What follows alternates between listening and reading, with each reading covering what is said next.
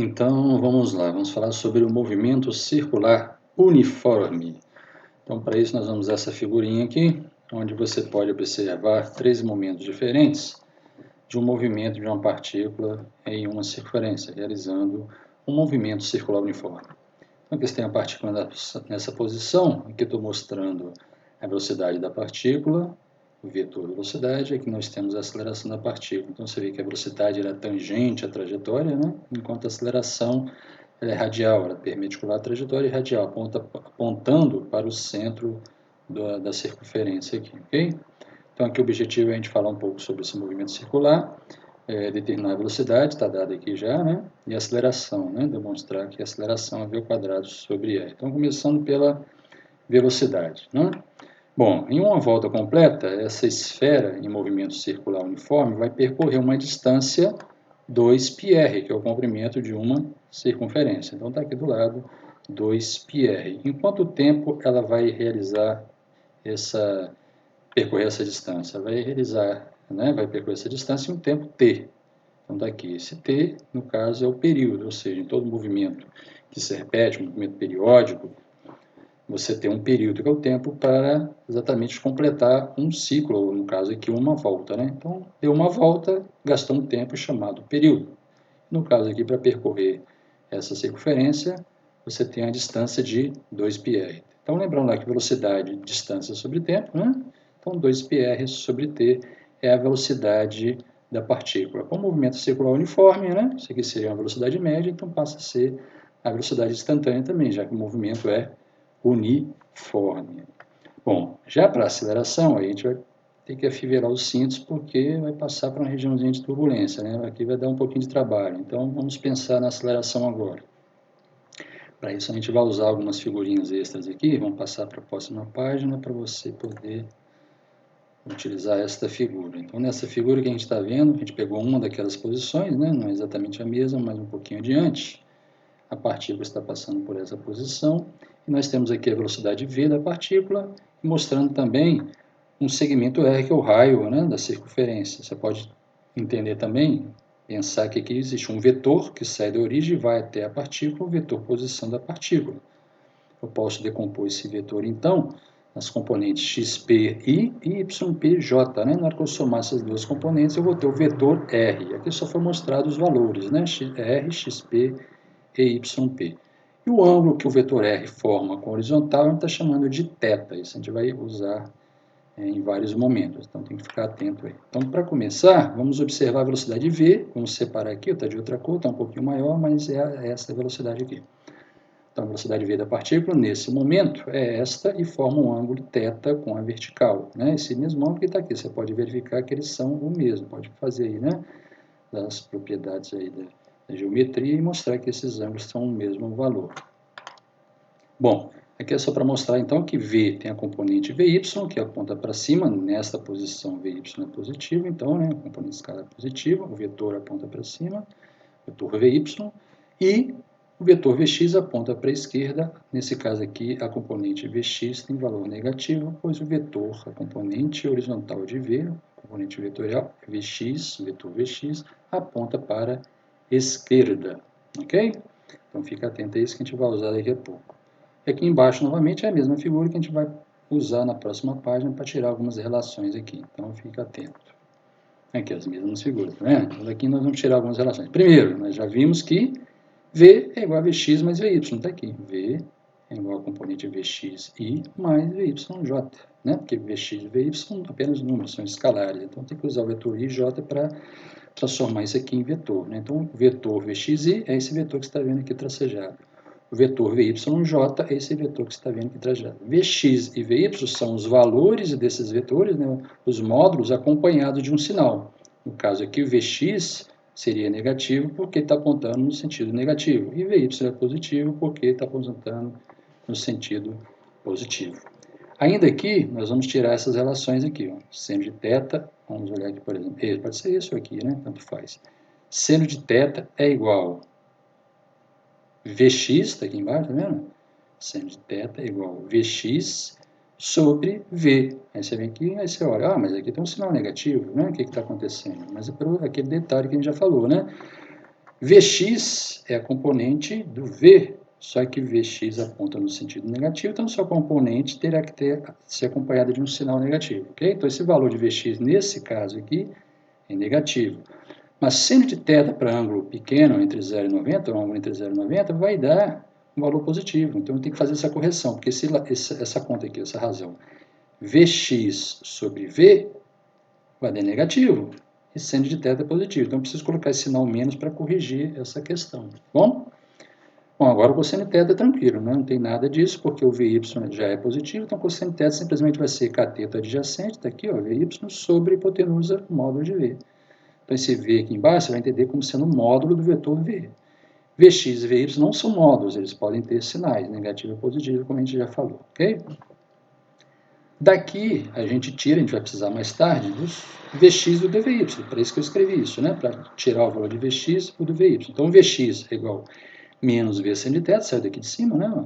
Vx, tiro o menos aqui, né? Menos V seno de θ, e Vy é igual a V vezes cosseno de θ. Então, daqui embaixo a gente vai usar esse resultado. Então, nós vamos usar o primeiro resultado aqui em cima, né, que foi tirado aqui da figura, simplesmente definição, né, V, a soma desses dois vetores, das suas componentes.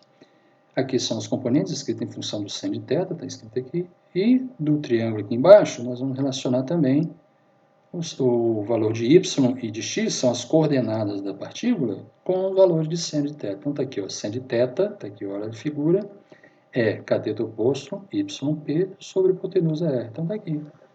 Seno de θ e yp sobre r. Mesma coisa com cosseno, só olhar na figura, tirar, né? xp sobre r. Então, daqui a gente vai usar tanto essa primeira linha, essa terceira e essa quarta nós vamos usar para determinar o módulo da aceleração. Não só o módulo, como também vamos verificar que realmente o sentido da aceleração é para o centro da curva, né? E a sua direção é sempre radial. Tá bom? Então, vamos passar para a próxima página aqui.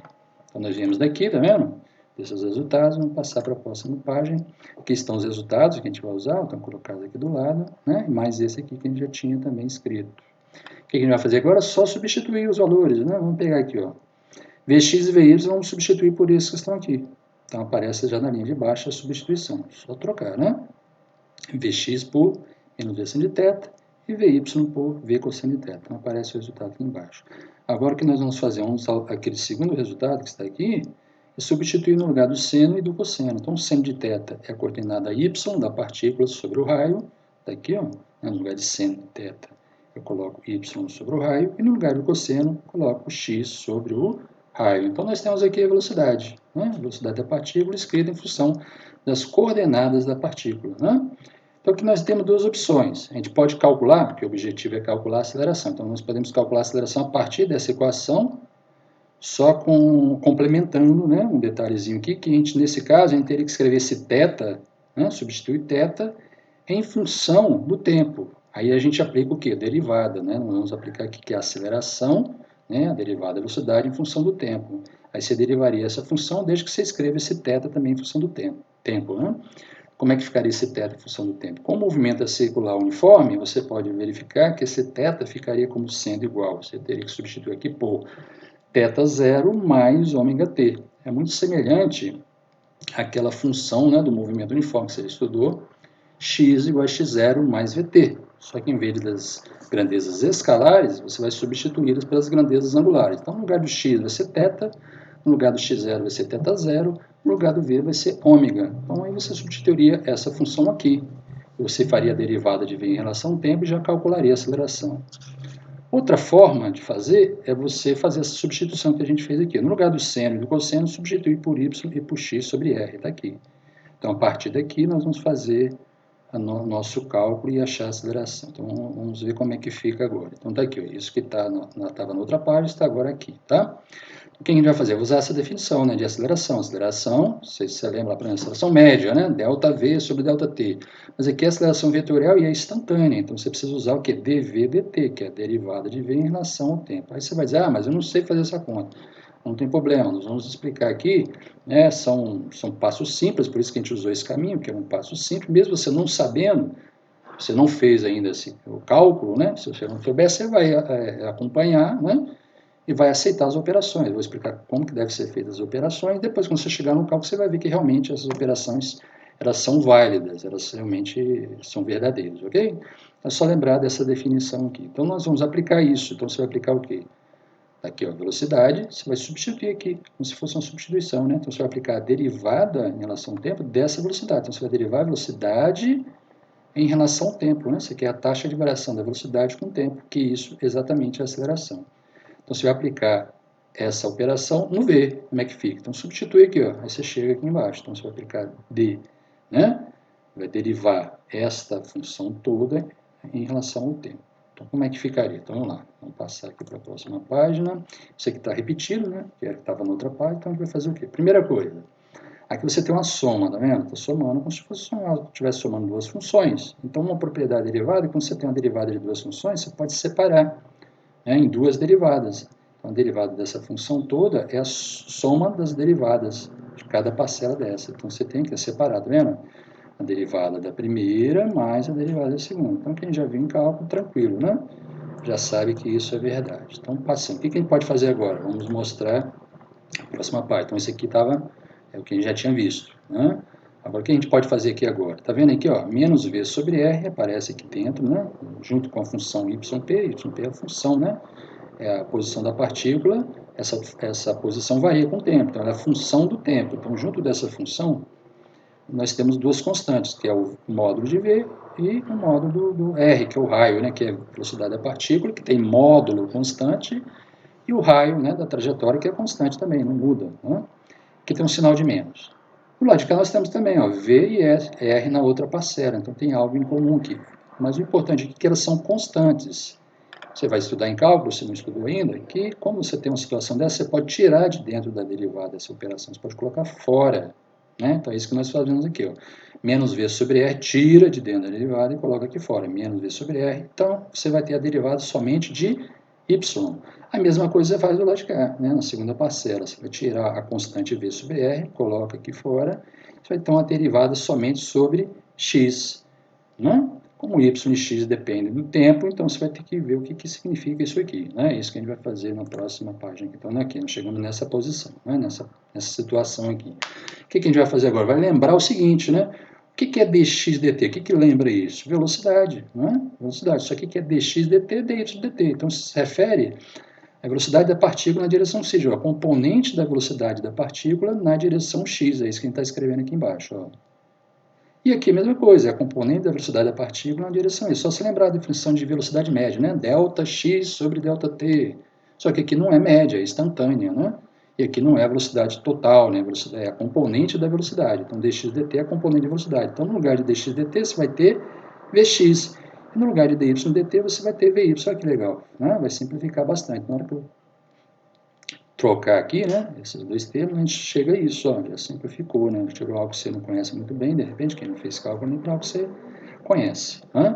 Então, chegamos a essa equação. O que a gente pode fazer? Aí a gente vai voltar lá no início e lembrar quem é Vy e quem é Vx. Está aqui, ó, não? Vx é menos V sin θ e Vy é V cosseno de θ. Então, vamos voltar lá e vamos substituir aqui, ó, tá vendo? No lugar de Vy e Vx, nós vamos substituir aqueles valores. Está aqui, ó, mas eu escrevo aqui para você ficar melhor de você visualizar, tá bom? Então vamos lá. O que a gente vai fazer? No lugar de Vy, está aqui, ó, V cosseno de θ. Você troca e chega a isso aqui embaixo. No lugar de Vx, está aqui, ó, menos V sin θ. Você troca aqui por Vx e você chega a isso aqui embaixo. Bom, então é esse ponto que chegamos aqui. Você vê que há algo em comum já, né? Menos VR aqui. Esse menos aqui, ó, você pode passar para cá para menos VR, vai ficar igual. Vai ficar menos VR, menos VR. Vai ficar algo em comum. Então, o que a gente pode fazer agora? Como você tem esse menos VR, menos VR aqui, tá vendo? Menos VR aqui, ó. Você pode trazer tudo para fora. Então, multiplicando V, V vezes V, V vezes V, vai ficar menos V ao quadrado sobre R, menos V ao quadrado sobre R. Tá vendo? Tudo igual. Você pode trazer para fora dessa soma aqui de parcelas, dessas parcelas, fica aqui, né? Coloca em evidência. Você chega a essa soma cosseno de I, um vetor, né? Mais o seno de J. O que lembra isso? Né? Isso aqui é uma componente horizontal de um vetor, porque está multiplicado por I, e esse aqui é uma componente vertical de um vetor. Né? Que vetor seria esse? Vamos pensar nisso. Está aqui, ó, aquilo que a gente chegou até aqui.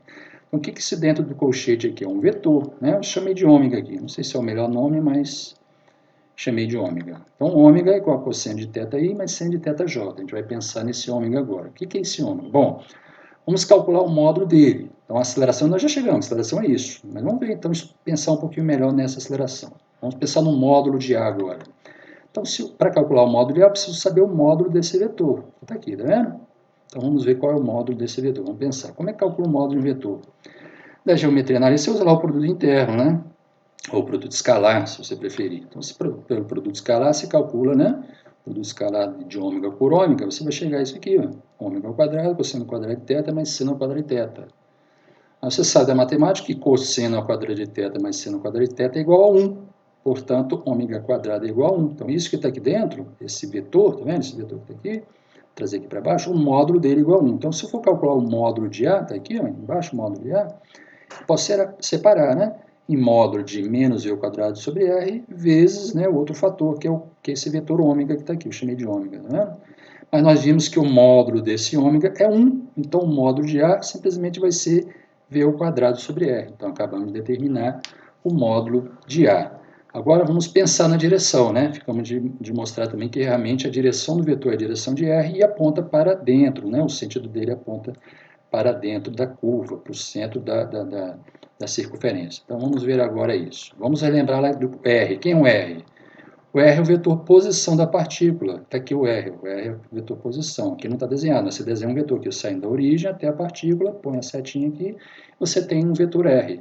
E você viu, né? O vetor R tem componentes sendo quais? XP e YP. Mas nós já vimos isso, né? XP e YP. Vamos ver se a gente acha aqui lá no início, está aqui, ó, XP e YP, a gente pode relacionar com seno e cosseno, está aqui, ó, YP é R seno de θ e XP é R cosseno de θ. Então é isso que a gente vai fazer aqui no final, nós vamos substituir, cadê, eu perdi o negocinho, vamos substituir aqui, ó, tá vendo? No lugar de XP, R cosseno de θ, e no lugar de YP, R seno de θ, ok? Bom, então, você vê que há algo em comum agora. R e R é a mesma coisa. Você pode tirar em evidência, está aqui, ó, R, né, e você volta a cosseno de θi, mas sem θj. Você já viu isso antes, né? É um vetor de módulo 1, né? Mas isso aqui não é o importante agora. O importante é comparar com o vetor A, que a gente já tinha achado. Ó, o A é isso, menos v ao quadrado R, cosseno de θi, mas sem θj. Está vendo que tem algo em comum aqui com o R, ó, né? O A e o R têm algo em comum, que é exatamente a direção. Isso aqui, ó, o R multiplicado por cosseno de θi mais seno de θj, ou seja, R vezes ômega, que isso aqui é o ômega, né? E menos v ao quadrado sobre R vezes ômega, está dizendo que o A e o R têm a mesma direção, né? Porque todos os dois formam um ângulo θ, que é o θ, com a horizontal. Agora, o sentido é diferente. Por quê? Porque se você pensar que o R aponta para fora, o A, se olhar aqui embaixo, tem um sinal de menos. Como v ao quadrado sobre R? Né? Simplesmente é um número, um módulo, você pode pensar, né?